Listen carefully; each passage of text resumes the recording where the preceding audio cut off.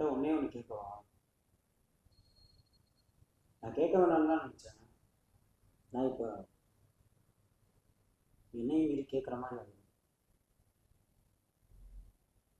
என்னை விட அவ எந்த இதில் உனக்கு பெருசாக தெரிஞ்சிருக்கான்.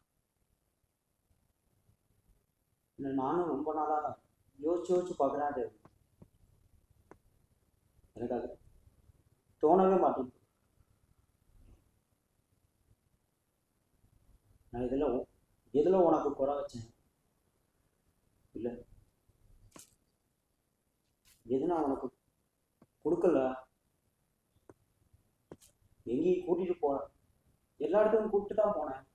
அப்படி இருந்தும் என்னை ஏன் பிடிக்கல அப்படின்றது எனக்கு சின்னதாக சொல்லிட்டு போயிட்டீங்க.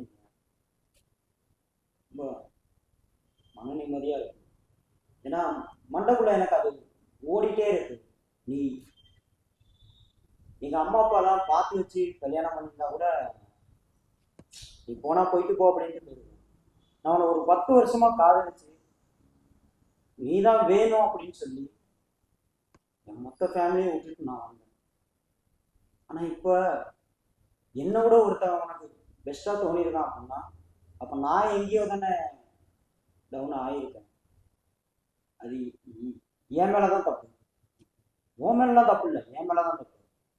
நான் ஒன்றெல்லாம் குறையே சொல்ல மாட்டேன். உனக்கு அந்த லைஃப் பிடிச்சிருக்குன்னா நீ தாராளமாக போயிரு, நான் எதுவும் கண்டுக்கவும் மாட்டேன். ஆனால் ஒன்றே ஒன்று,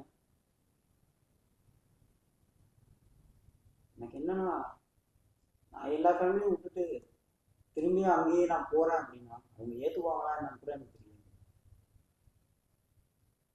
சத்தியமாக எனக்கு தெரியாது.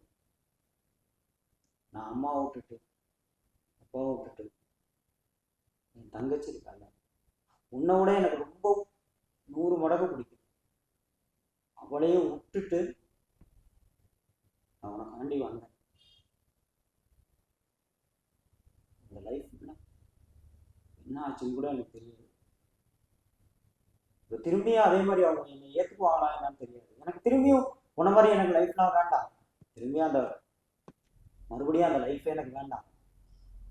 ஆனால் இவங்க ஏற்றுக்கிட்டா கூட போதும். ஏற்றுக்குவாங்களான்னு எனக்கு சத்தியமாக தெரியல.